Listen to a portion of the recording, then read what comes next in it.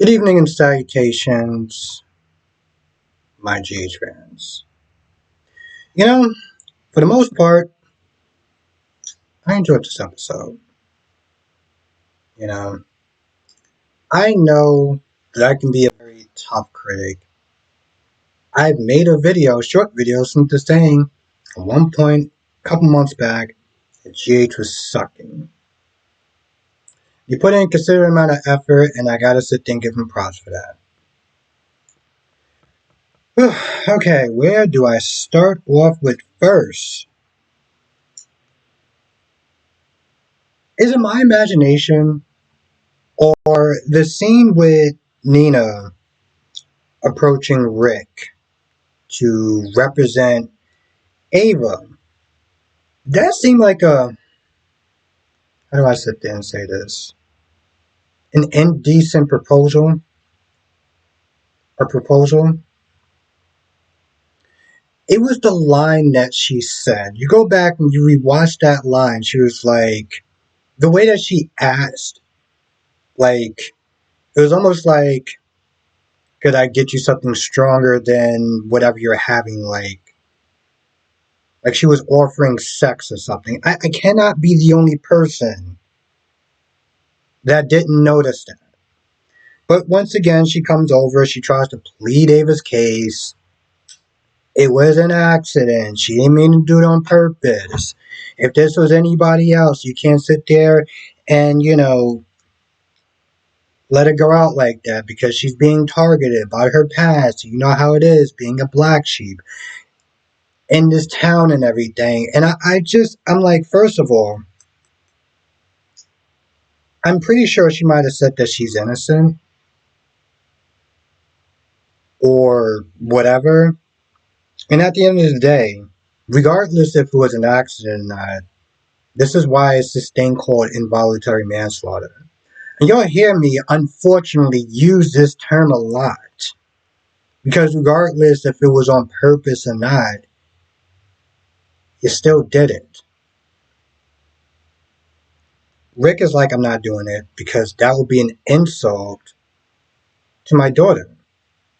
My grandchild died, and my daughter is in mourning because of the events that played out in partly by Ava. I'm not going to risk my relationship with my daughter.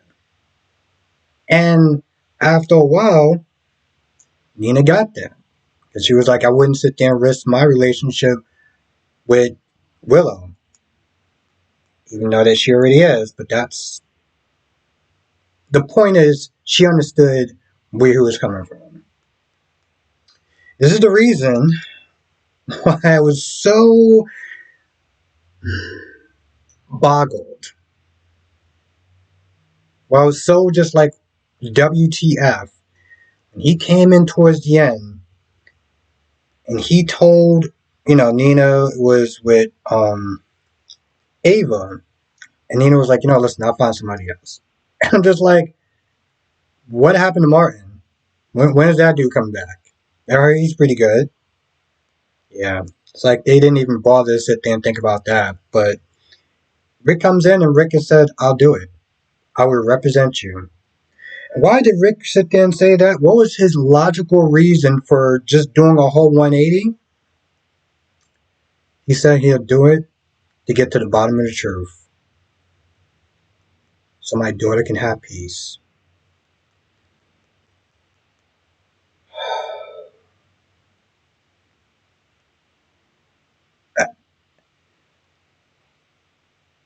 The mental gymnastics that they do sometimes to try to convince you of why characters would do certain things is just, it's just mind-boggling.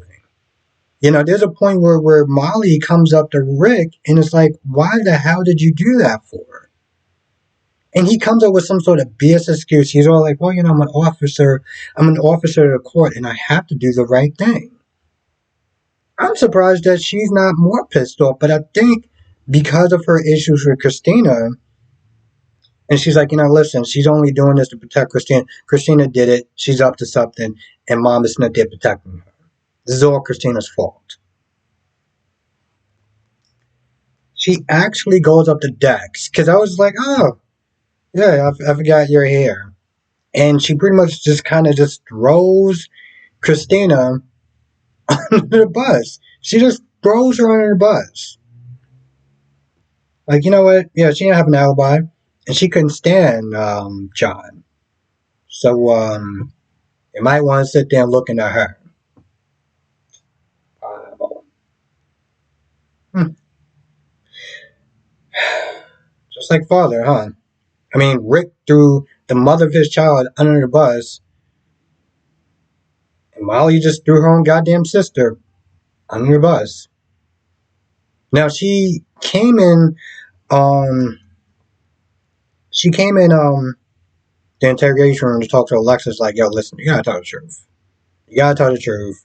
Christina's behind this. You're protecting her somehow, and it's not gonna look good for you. And she tells her all the different ways of how this can wind up biting you in the ass. And Alexis like, listen, I can't say anything. I don't want to incriminate myself. I don't want to incriminate her. I'm just gonna wait for Diane to sit there and help me out. I'll be fine. Well, apparently Molly was just like not happy with that. So she was like, yo, listen, if you're not gonna save yourself, I'm just gonna do it for you. And if I have to sit there and throw my duplicitous sister under the bus, so be it. Okay, so this scene with Ava and Trina. Not a lot. Mostly updates about, what wound up happening to Ava, how she's thankful to being alive, and how Trina's thankful that she's alive and everything. Good friendship and all that good stuff. And Ava's just like, I hope that my friendship hasn't cost you anything. Like her relationship with Jocelyn. You can see Jocelyn's point of view. You're hanging out with somebody who was the cause of my brother's downfall and ultimately his death. I can see that being a problem. I really can. Now, Trina's like, listen, I hope you get a good lawyer. Rick is not going to represent you. I hope you find somebody. And then she said something that I was just like,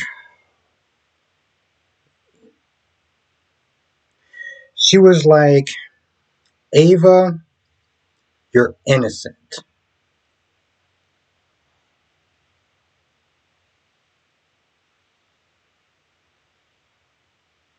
Innocent. Just innocent. And I know that I feel like I know people sit there looking at me like I'm just making a big deal out of this, but like, even though it was an accident, there is no way in hell that she's innocent. Okay, she played a part in the death of that child. Okay, and I'm not just saying that Christina didn't play a part in the other, but we're not going to sit there and say some nonsense like she's innocent. I get that that's your friend, but sometimes you got to sit there and tell the cold, hard truth. So I was like, "Boo, you you hell out of pocket for saying that."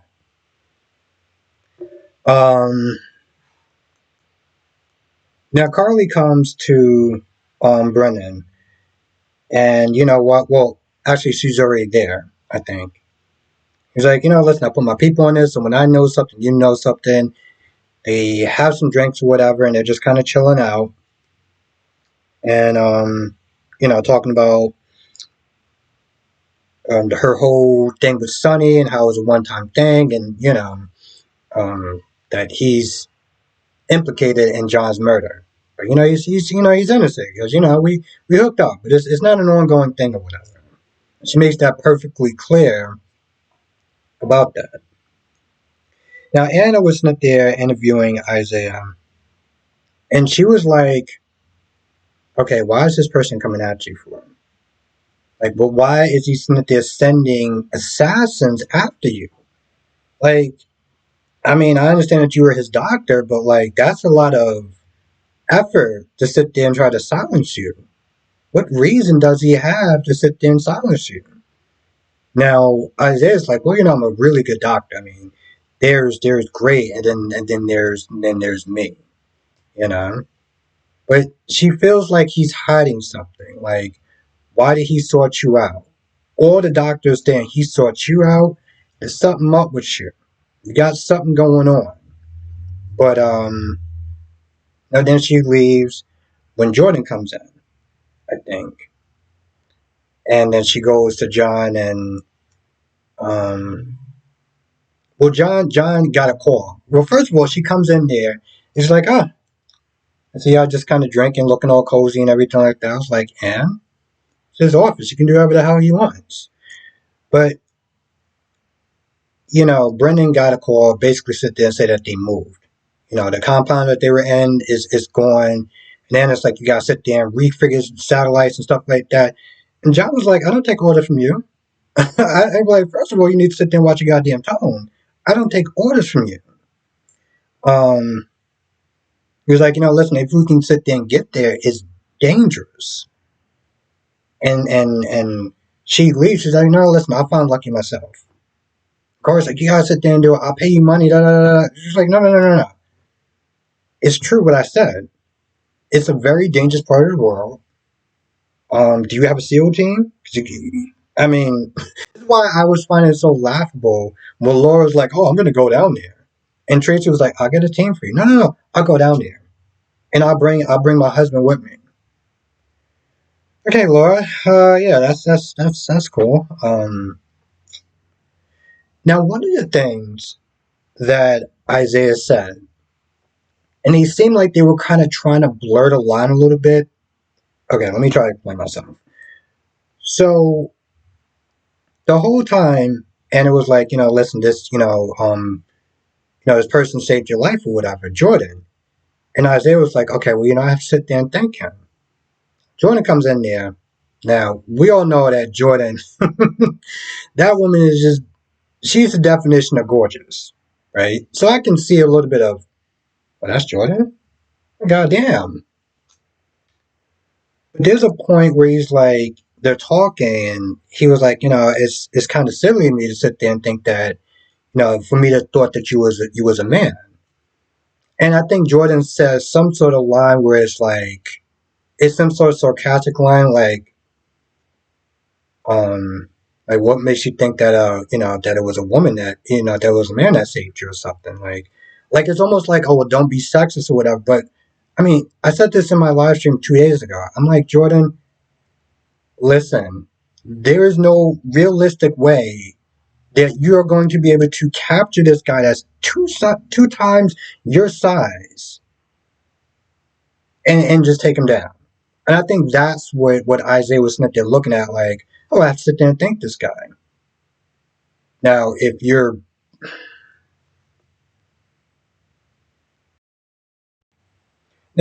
built like, let's say Gina Carano, then that would make more sense. But I'm like, boo, you're pretty and everything like that, but yeah, I don't see that happening. Um, and I think in my mind, that's what he was sitting there trying to say. Anyway, going back to the whole Carly thing, Carly and Brendan or whatever, after he was like, it's a very dangerous part of the world or whatever, and she's like, I got to do everything in my power to sit there and try to save her and stuff. We can't sit there and lose her. And Brendan was like, well, in some ways, haven't you already lost her? Now, let's just keep in mind that was a harsh thing to say, in a sense. It was a harsh thing to sit there and say, but it's the truth, though. Like she's been in a coma for years. In a lot of ways, you kind of already have lost her. But I get it. Carly's like, listen, as long as there's still breath in her body, she's going to fight to sit there and get back to her family. So I kind of get the hopes and dreams speech a little bit, but I also get where it's like, ooh, that was kind of harsh there, buddy. But it was honest. And I feel like I'm forgetting another whole big scene. Willow. After Willow was not there talking to Liz, which I didn't think that Liz snapped or anything like that, but Willow was not there talking to Willow. And she started doing her whole, I appreciate my life, and, I love my husband, and I can't have these feelings for Drew. And I'm just like, boo, No one cares. No one cares about your BS so-called guilty conscience. Nobody cares. But Liz was in the room, and I don't know how much she heard. So there's a point where Willow walks up to Liz, and Liz is like, "No, I apologize for snapping and stuff like that," saying that maybe one of the reasons why Lucky was gone so long was because of her, the affair and everything, and all that good stuff. But one of the things that she did sit there and say is a reason to me, basically saying that again they're retconning the character. Lucky's not the type of person that stays in one place. Oh, I get it. Is this another Luke Spencer reference where he's so much like Luke and everything? Because I don't remember him ever really being like Luke. Like I don't get it. Like I really don't understand that. But because of that, she's like, Aiden needs him pretty much, and once he comes back and he's done with the transplant, he's back on the road because he doesn't like standing still or being in one place for too long. Since when? I have no idea. Like I have no idea. And I think the last little piece is when Diane comes in, and Diane's like, you need to sit there and get Christina to come in here and tell the truth because right now it's not looking good. And I think either Molly or Diane was like, you did threaten him in a room full of people. And I knew that comment specifically when Alexa's like, somebody's gonna have to, I'm gonna put you down permanently if you don't stop harassing my daughter, was gonna come back and bite her. But Alexa's like, she's not in a good state of mind to sit there and tell the truth. Um, not that long ago when they were talking, she was like, listen, I'm glad he's dead and I hope that he burns in hell or something like that. She didn't say that, but the point is she's happy that he's dead and it's not going to look good on her. And because it's a federal agent, I think Diane says something like, listen, if this goes to trial or whatever, I can't represent you. Now, I don't know why she can't represent him, why she can't represent Alexis. I'm very curious. Is it because of conflict of interest? Because of Sonny? Or she just doesn't want to lose? I don't know. But hopefully we'll sit and get that answer. Now, I feel like that's pretty much about it. That's all I can really think of right now, which is a lot. Now, I may be missing some stuff here or there.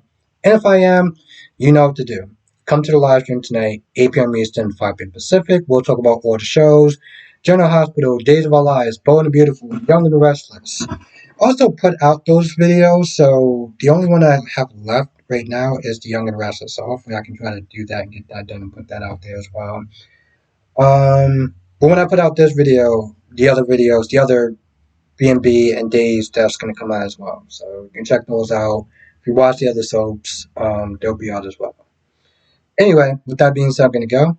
I'll see you in the next video.